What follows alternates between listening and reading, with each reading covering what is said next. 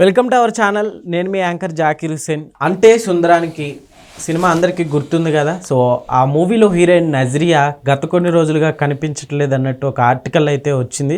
So ఈమె ఆచూకీ కనిపించట్లేదంటే ఒకసారి దీని గురించి అడిగి తెలుసుకుందాం. ప్రస్తుతం మనతోటి సినీ క్రిటిక్ దాసరి విజ్ఞాన్ ఉన్నారు. వెల్కమ్ చెప్పేద్దాం. Hi sir. నమస్తే. అయితే నజ్రియా గారు ఉన్నారు కదా, అంటే సుందరానికంటూ టాలీవుడ్కి ఎంట్రీ ఇచ్చారు. అయితే ఈవిడ గత కొన్ని రోజులుగా అంటే సినిమాలుగా కావచ్చు, ఇటు సోషల్ మీడియాలో కావచ్చు, అసలు కనిపించట్లేదు అనే ఒక టాక్ వినిపిస్తుంది. ఏం చెప్తారు? నజ్రియా ఫాద్ ఫాజిల్ వాళ్ళ మిసెస్ అంటే సుందరానికి అనే సినిమాతో మన తెలుగు వాళ్ళకు కూడా సుపరిచితురాలు.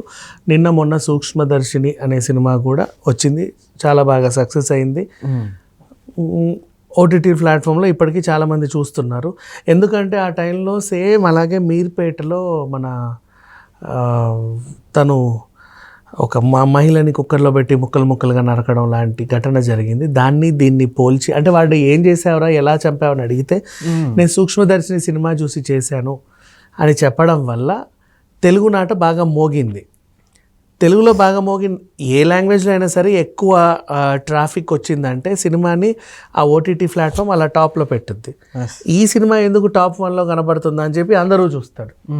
అలా పెద్ద హిట్ అయిపోయింది సూక్ష్మదర్శిని. అండ్ ఇప్పుడు ఈవిడ పెట్టిన పోస్ట్ ఏదైతే ఉందో, నేను చాలా కాలంగా అసలు ఇప్పుడు బయటికి రావడానికి గల కారణం ఏంటంటే చాలా కాలంగా డిప్రెషన్లో ఉన్నాను, బయటికి రాలేకపోతున్నాను. మీరు ఫోన్స్ చేసినా మెసేజ్లు చేసినా దానికి సరిగ్గా రిప్లై ఇవ్వలేకపోతున్నాను. బరువుగానే ఉంది, మీతో మాట్లాడాలని ఉంది, మీకు రిప్లై ఇవ్వాలని ఉంది, కానీ ఇవ్వలేకపోతున్నందుకు చింతిస్తున్నా. దయచేసి నన్ను అర్థం చేసుకోండి, క్షమించండి.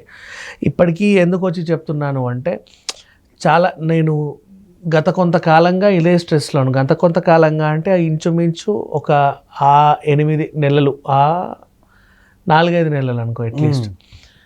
నూతన సంవత్సర వేడుకల్ని నేను ఎంజాయ్ చేయలేదు. నా 30వ పుట్టినరోజుని కూడా నేను ఎంజాయ్ చేయలేదు.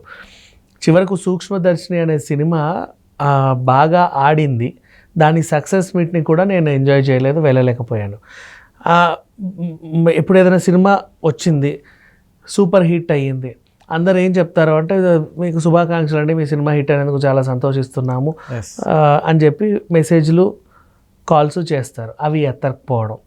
ఒక సినిమా హిట్ అయితే మేడం మీరు ఇంకా ఫామ్లో ఉన్నారా, మాదొక ప్రాజెక్ట్ ఉంది చేస్తారా అనే కాల్స్ కూడా వస్తాయి. దానికి సమాధానం ఇవ్వాల. వాళ్ళ మేనేజర్కి అందుబాటులోనూ లేదు, ఇప్పుడు నేను ఏ ప్రాజెక్ట్స్ చేయను అని. సినిమా దీని ఏంటి ఓపెనింగ్స్కి కానీ, సక్సెస్ మీట్స్కి కానీ, లేకపోతే ప్రైవేట్ పార్టీస్కి కానీ దేనికి కూడా తను వెళ్ళాల.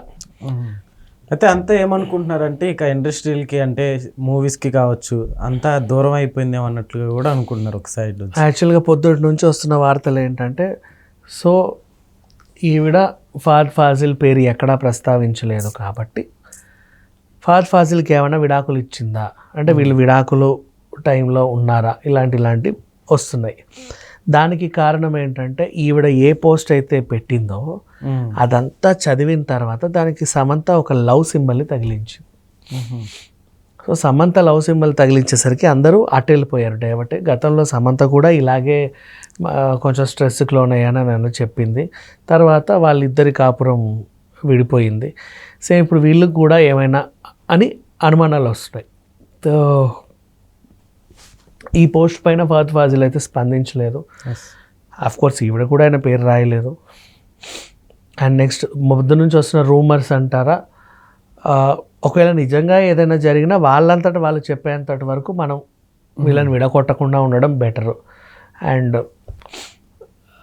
బేసిక్గా స్ట్రెస్ ఇలాంటివన్నీ ఎప్పుడు లోన్ అవుతారంటే ఇద్దరు ఒకే ప్రొఫెషన్లో ఉన్న వాళ్ళు పెళ్ళిళ్ళు చేసుకుంటే ఏంటంటే, ఇప్పుడు మన షూటింగ్ ఉంది ఫర్ ఎగ్జాంపుల్, పొద్దున 5 గంటలకి బండి ఎక్కాలి, ఆ తర్వాత లొకేషన్లు ఎక్కడో రామోజీ ఫిలిం సిటీ, మేడ్చల్, బాలాజీ నగరో, యాప్రాలో, లేకపోతే చిల్కూరు టెంపుల్ దగ్గర మోయినాబాద్, కొంచెం దూరం దూరం ఉంటాయి, శంషాబాద్ అలా. ఎస్. ఒక గంట జర్నీ. అక్కడికి వెళ్ళిన తర్వాత టిఫిన్ గట్రా చేసి మేకప్ ఒక గంట, హెయిర్ డ్రెస్సింగ్ ఒక గంట, అది డ్యాన్స్ షూట్ అయితే మళ్ళీ ఆ ప్రిపరేషన్ ఒక గంట, ఇలా ఉండి ఎప్పుడో ప్యాకప్ అయితే మళ్ళీ ఇంటికి వచ్చేసరికి 8:30, 9 అట్లా అవుతుంది. పర్సనల్ లైఫ్ అనేదే ఉండదు వీళ్ళకి బేసిక్గా చెప్పాలి అంటే. సో ఈ పర్సనల్ లైఫ్ లేకపోవడం వల్ల ఒకరినొకరు మిస్ అవుతూ ఉంటారు.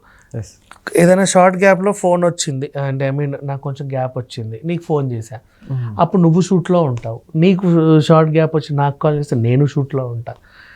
అలా కొంచెం ఏంటంటే ఈ మధ్య నాతో ఉండట్లేదు, ప్రేమించుకున్న రోజులే బాగున్నాయి, పెళ్లి చేసుకున్న కొత్తలోనే బాగుంది, ఇప్పుడు మరి ఇదైపోయింది అదైపోయింది అంటే వీళ్ళకి అర్థం కావట్లేదు. వీళ్ళ ఈ ప్రొఫెషన్ అనేది రోజు బిజీగానే ఉంటుంది, అలా ఉండడమే కోరుకుంటారు. కాకపోతే పర్సనల్గా ఒకరికొకరు టైం ఇవ్వకపోవడం, ఆ తర్వాత ఒకరి మీద ఒకరు ఒక మాట అనుకోవడం, ఆ తర్వాత అది కాస్త గొడవలకి దారితీయడం, స్లోగా ఎడమొహం పెడమొహం, ఆ ఎడమొహం పెడమొహం కాస్త డిప్రెషన్, లోన్లీనెస్, ఇలా ఎక్కడెక్కడికో తీసుకెళ్తే లాస్ట్కి అవి కట్ అవుతూ ఉంటాయి. బట్ అది వీళ్ళ లైఫ్లో జరిగిందో లేదో మనకు తెలియదు. బట్ అలాంటి ఊహాగానాలు మాత్రం పెట్టడానికి వీల్లేదు. తను కనీసం ఒక 5-6 నెలలుగా మాత్రం ఏదో మనసులో ఒక చిన్న క్షోభ మాత్రం అనుభవిస్తుంది, అది మాత్రం వాస్తవం. ఓకే. దానికి ద్వారానే నువ్వు హ్యాపీ బర్త్డేలు చెప్పాలన్నా, విషెస్ చెప్పాలన్నా ఆమె రిప్లైలు ఇవ్వట్లా, బయట ఎక్కడా కనబడట్లా, ఫ్రెండ్స్తో ఎక్కడ తిరగట్లా. మనిషి ఉందా అంటే ఉంది అంతే. సడన్గా నీకు ఏమైనా అవసరం ఉంటే ఎక్కడికో పార్లర్కో ఎక్కడికో పోతున్నావు, మళ్ళీ వచ్చి ఇంటికి వస్తున్నావు. క్షేమ సమాచారం కూడా చెప్పట్లా, ఆరాలు తీయట్లా. కొంతమంది ఫ్రెండ్స్తో మనం గంటలు మాట్లాడతాం, అది ఇప్పుడు లేదు. వాళ్ళు ఫోన్ చేసినా అసలు రెస్పాన్స్ లేదు. ఏంటి మాతో మాట్లాడడం మానేసిందా, మేము నచ్చలేదా, మా గురించి ఎవరైనా ఏమన్నా నెగిటివ్గా చెప్పారా అని క్లోజ్ ఫ్రెండ్స్ ఆలోచిస్తారు. అండ్ మిగతా వాళ్ళు ఏంటంటే పిలిచి అలసిపోయారు, నేను ఇక చేయండి నీకు అనే వాళ్ళు ఉంటారు. ప్రొఫెషన్ వైజ్గా ఏంటంటే ఈ పిల్లకి ఎంత పొగరో ఒక సినిమా హిట్ అవ్వగానే అనుకుంటారు, ఇట్లాంటి వాళ్ళు ఉంటారు. బట్ తన పర్సనల్ ప్రాబ్లం ఏంటనేది తనకే తెలుసు. సో వాళ్ళకంటూ కొంచెం ప్రైవేట్ స్పేస్ ఇచ్చి అట్లీస్ట్ తను ఒక క్లారిటీ ఇచ్చింది. క్లారిటీ ఇవ్వడము అంటే దానికి ఫుల్ స్టాప్ పెట్టడం అని అర్థం. మన వాళ్ళు ఏం చేస్తారంటే క్లారిటీ ఇస్తే దాన్ని ఆరంభంగా తీసుకుంటారు. ఈ పోస్ట్ నుంచి స్టార్ట్ చేసి ఏమైంది అని ఆరాలు తీస్తూ ఉంటారు. యాక్చువల్గా ఏంటంటే ఏమీ లేదు అని వాళ్ళు క్లారిటీ ఇస్తే అది అంతటితో సమాప్తం, దాన్ని ఫుల్ స్టాప్ పెట్టాలి అని అర్థం. ఓకే. అయితే నెక్స్ట్ ఇప్పుడు అయితే సుందరం మూవీ తర్వాత తెలుగులో ఒక స్టార్ ఇమేజ్ రాబోతుంది అన్నట్లుగా కూడా అప్పట్లో టాక్ వచ్చింది. ఇప్పుడు సడన్గా చూసుకుంటే కంటికి కనిపించట్లేదు. నెక్స్ట్ అసలు ఇక్కడ కూడా అవకాశాలు ఏమన్నా దొరుకుతాయి అంటారా?